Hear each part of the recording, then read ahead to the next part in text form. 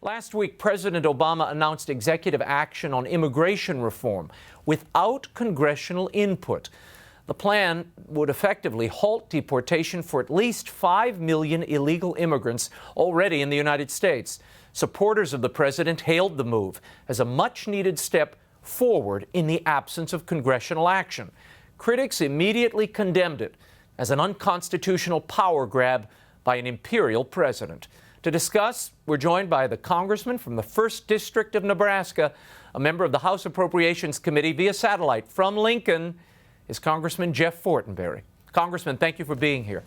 Good to be with you, Raymond. Thank you. Now, Congressman, this would affect upward of 5 million and upward immigrants already here. What is to be done with these people? If you don't do something like this, the president and the administration says this is a very small step to try for congressional action. You'd say what? Well, you're right that this is a very thorny problem, and there's a lot of purposeful ambiguity in immigration law currently. But let's take the action for what it is. The president's plan for executive amnesty is both divisive as well as an abuse of his power. He has said over and over again that I am president, I'm not a king, I do not have authority to do this, and yet he proceeded with it anyway. And so this is a very significant distraction from a rightful, robust, and reasonable debate about how immigration policy should be shaped in Washington. The president is responding now to the charges that he's overstepped his authority, and he's saying, look, he's just trying to get you guys, Congress, to act. Listen. My response is pass a bill. The truth is that the Senate did a good job in crafting a bipartisan bill that would have greatly improved our immigration system.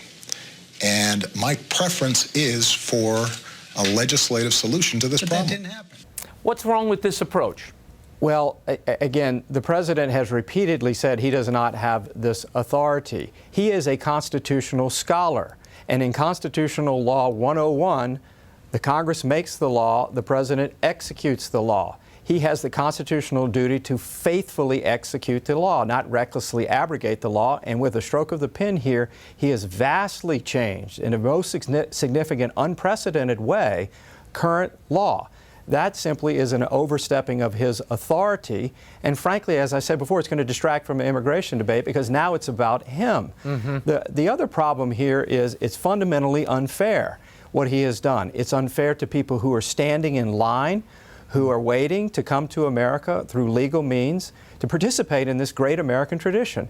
A hallmark of who we are as a people is having a robust and vibrant an orderly immigration process. But when you have chaos and disorder with it, or it changing through the stroke of a pen, you undermine the ability of the country to be generous in the first place. It's also unfair to the working poor, by the way, who will have more downward pressure on their wages and further lack of opportunity.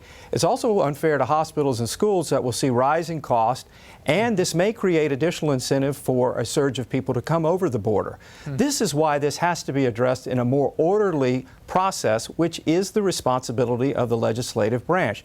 The Senate has passed a comprehensive bill. The House refused to take that up, but we have passed a number of immigration changes, components to what I think would be a reasonable step forward to addressing the problem of how we create an orderly process for people who want to come here and change some of the dynamics in our current immigration law that would streamline this, including more robust both border security and interior enforcement.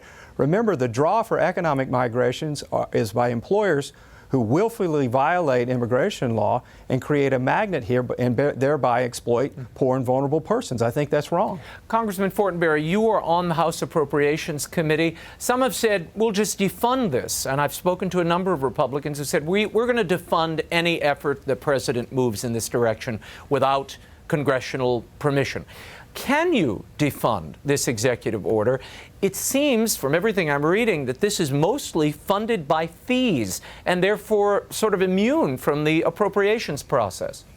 That's a subtle point. Yes, it is funded by fees that are collected from, again, persons who are receiving these benefits.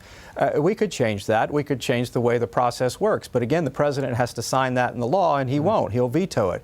So it's another problematic impasse that we have here. We have to find a way to keep the government running while shutting down the president's plan for executive amnesty and move toward the right type of robust and vibrant debate as to how we increase border security, increase interior enforcement, streamline legal processes, which should include humanitarian exceptions for persons who are here, who have no recourse to go back to anywhere else, or who are in vulnerable circumstances. And then the fourth component of a good immigration policy reform would also be foreign policy considerations that help address the need that has caused economic migration, creating hope and opportunity in other countries through food security and a revival of the rule of law and stabilized opportunity in other places, particularly in our neighborhood in Central America. Congressman, just to return to the point, what would you do if the president isn't going to sign any legislation defunding these efforts? What is the GOP's response then? Well, there's basically three things you can do. Again, pass a piece of legislation that I assume a new Senate would also pass, but the president would veto. You can pass a funding bill that keeps the government running but not fund certain components of this. We'll have to see how the political dynamics play out and whether or not the president would accept that or not. He probably wouldn't. So then we would not, in addition to what's going to be called an omnibus, a major funding bill for the government, we would exclude portions of that apply here. Those areas would be funded on what we call continuing resolution basis. And that creates, again, a dynamic whereby we continue to debate the issue. The third option is the court system. The House of Representatives is currently engaged in a lawsuit with President Obama because he has changed the health care law substantively 23 times, picking people that it applies to and then excluding others who it doesn't apply to, and that's unfair. So to take it out of the politics, the dynamic of politics of health care, and pushing it to the judicial branch, to me, was a wise move. But again, that has drawbacks, and the court system might not pick it up. It frankly is problematic. All of this is very problematic. I wish if the president felt so strongly about this to address the nation, he could have made his very cogent and clear points, which I thought he gave a very good speech the other night, and urged Congress to act on certain components of this rather than saying, I'm going to do it to you anyway, and I dare you to try to do something against me. That is the president versus the people. The people are represented by the House of the Representatives, and the president has grabbed power for himself over the House. And that's just really simply problematic and deeply wrong, and it's a flawed form of reasoning. Congressman, in our final minutes, the Bishops' Conference, the United States Conference of Catholic Bishops, has roundly supported the president's initiative here. They say this is an initial step and that all of Congress should respond. Your response to that? Well, immigration, we have to remember when we debate immigration policy, it is about creating a just and vibrant, orderly process. When there is chaos and disorder, whether that be at your border or on interior enforcement, you undermine the ability of our country to be just and generous in the first place. There are about 1 million people who legally immigrate here every year.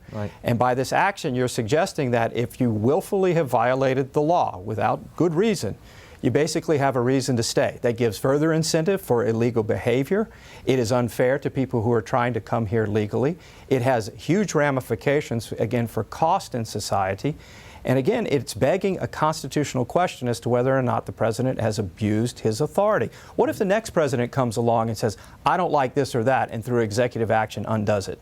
This is unprecedented in its scope, and it has to be confronted by the Congress, which will try to come up with innovative ways to at least continue the reasoned political debate about immigration policy, but also try to put a hold on his executive amnesty plan.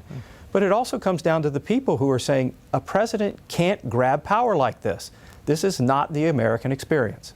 In our final minute, Congressman Fortenberry, some have suggested to me that the bishops have a financial incentive in that they receive $65.9 million of federal monies to help those who are migrants and to get them settled here in the United States. Do you think that has viability? I've laid out clearly what I would do about immigration reform in our conversation, but I will tell you this. I spend a considerable amount of my resources in my office working with people who are caught in some type of immigration policy difficulty. I used to sit on the board of directors on one of our major refugee resettlement agencies here in Lincoln.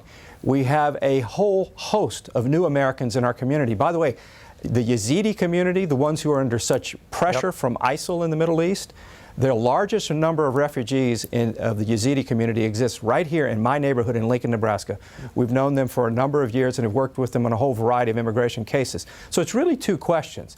Again, the law is designed to set up order, justice, and thereby compassion for people in need. But the face of immigration always has to be dealt with on a case-by-case basis, but you can't undermine the rule of law or you'll collapse the entire system. I don't know what the bishop's incentives are. I know obviously they are trying to meet the needs of very poor and vulnerable persons, and that needs to be commended. We also have the job, though, of ensuring that chaos doesn't reign, that a president doesn't abuse his power, and that we do have a system that is based upon justice and therefore is empowered to be compassionate toward those in need. Congressman Jeff Fortenberry, thank you so much for being here. Pleasure to be with you. Thank you so much.